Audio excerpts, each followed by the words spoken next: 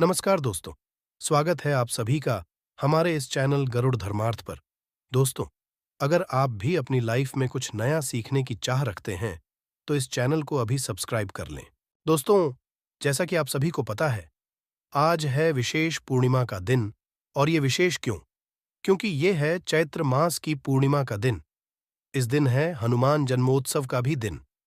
यदि आपकी कोई मनोकामना पूरी नहीं हो रही है, हृदय की बात काफी समय से अधूरी है, उपाय कर कर के थक चुके हो, ना तो इस पूर्णिमा के दिन इस उपाय को अवश्य कीजिएगा। एक अखंड अक्षत आपको लेना है। पूज्य गुरुजी ने कहा, अगली पूर्णिमा तक आपकी वो निश्चित पूरी होगी। पूज्य गुरुजी की कथा से सुनकर के और समझ करके पूरे उपाय को बड़े ही विस्तार से बताऊंगा। परंतु उससे पहले आप सबसे एक छोटी सी प्रार्थना कि जो लोग पहली बार आए हैं, चैनल को सब्सक्राइब अवश्य कीजिएगा और वीडियो को लाइक करके देव आदिदेव महादेव जी का कोई सा भी प्यारा नाम कमेंट बॉक्स में लिखना मत भूलिएगा। इस पूरे के पूरे वीडियो में हम 3 महा उपायों के बारे में बात करेंगे। चूंकि आपकी अलग अलग कामना पूर्ति के लिए सिद्ध होंगे, तो ध्यान से सुनते चले जाना, समझने की कोशिश करना। सबसे पहले बात है पहले वाले उपाय की, किंतु उससे पहले पूज्य गुरुजी ने कहा कि ये जो पूर्णिमा का दिन होता है ना, ये कोई आम रात नहीं होती है। इस दिन बड़ी से बड़ा रोग, बड़ी से बड़ी बीमारी खत्म हो जाती है, बड़ी से बड़ी कामना की पूर्ति होती है। और यदि आपकी ऐसी ही कोई इच्छा है, कोई कामना, कोई विशेष मनोकामना जो काफी समय से आपकी अधूरी है, उपाय कर करके आप थक चुके हो, बस ये चाहते हो कि बाबा मेरी ये कामना पूरी हो जाए, ना तो इस वाले उपाय को इस पूर्णिमा के दिन करना मत भूलिएगा। देखिए, इसके लिए चाहिए होगा सबसे पहले 1 लोटा शुद्ध जल तांबे के कलश में, एकदम शुद्ध जो कि ताज़ा होता है।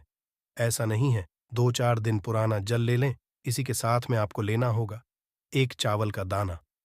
अब जो चावल का दाना लोगे ना, ये अखंड होना चाहिए, यानी कि पूर्ण, कहीं से भी खंडित नहीं होना चाहिए, इसीलिए इसे अक्षत भी कहा जाता है। इसी के साथ में आपको लेनी होगी मात्र 1 बेलपत्र, जो भी कहीं से खंडित ना हो, टूटी कटी फटी ना हो। ध्यान रखना, इसके डंडी भी होनी चाहिए। गणमान्य का स्थान होता है। और इसी के साथ में आपको एक दीपक तैयार करना है।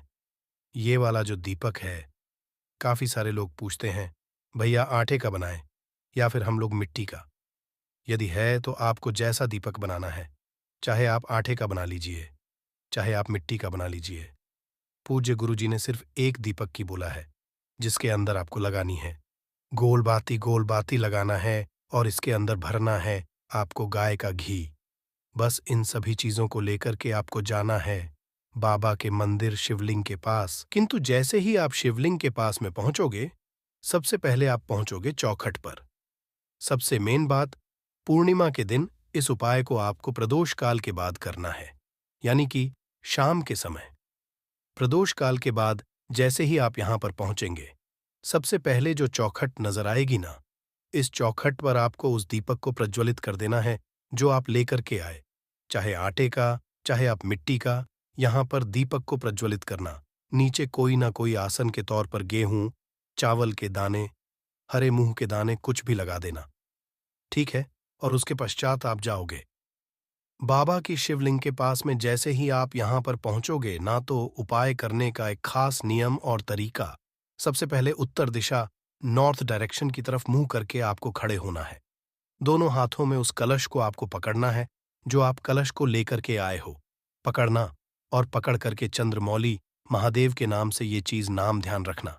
बस पूर्णिमा के दिन चंद महादेव के नाम से आपको इस पूरे के पूरे जल को शिवलिंग पर समर्पित करना है। ओम नमः शिवाय, श्री शिवाय, पंचाक्षरी मंत्र या मंत्र का स्मरण करते हुए जब आप ये जल समर्पित कर दें, उसके पश्चात अपना दाहिना हाथ आपको आगे की तरफ में करना है।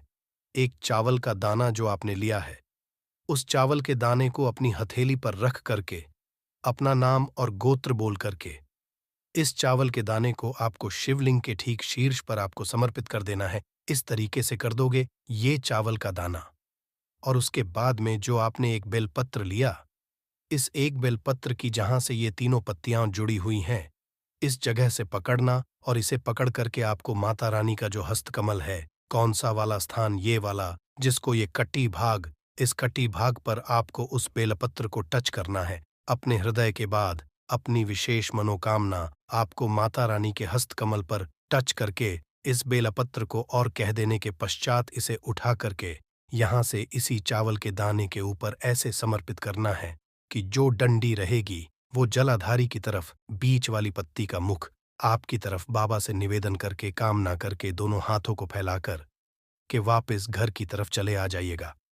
पूज्य गुरुजी ने कहा, अगली पूर्णिमा आने तक आपकी वो कामना निश्चित पूरी होगी।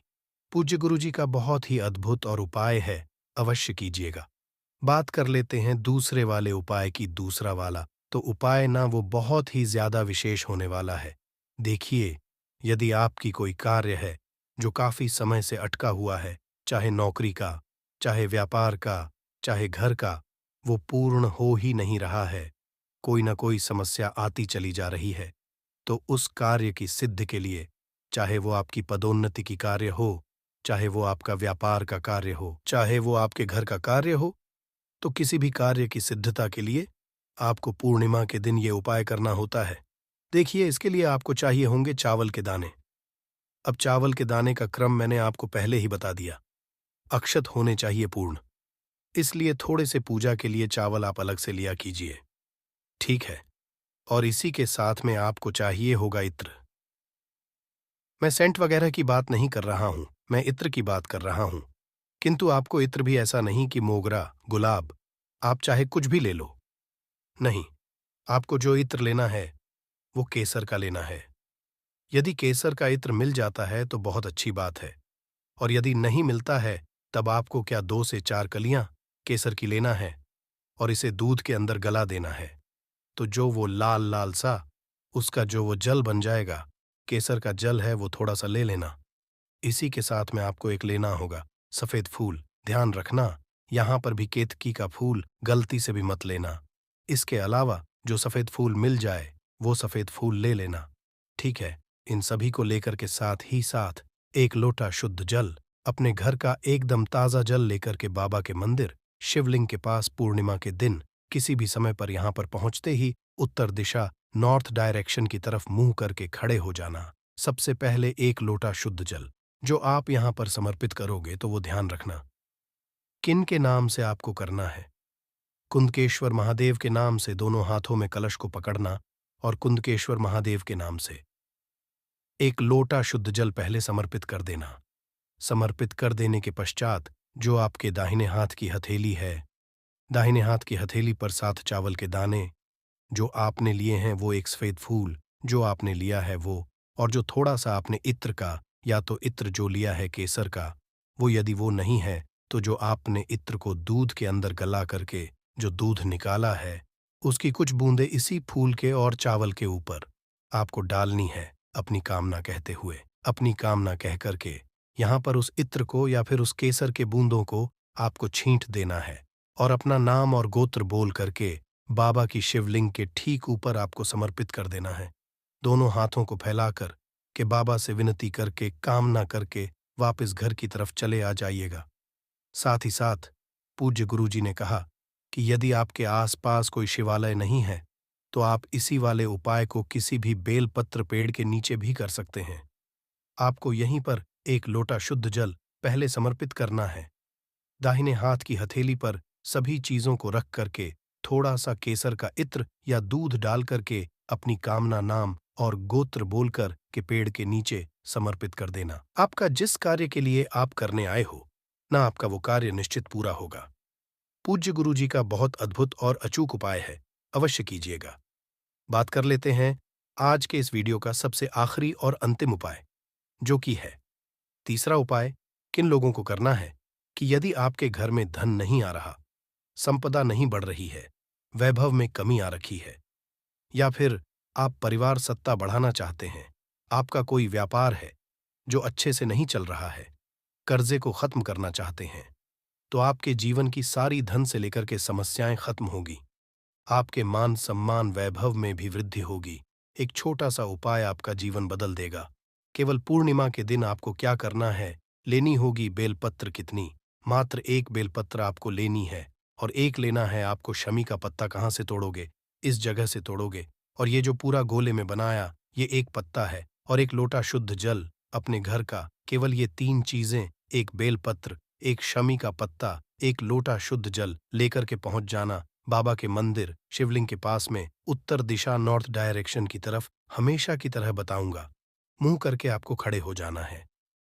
अब यहां पर ध्यान से सुनिएगा, आपको यहां पर जल समर्पित करने का क्रम बदल जाता है।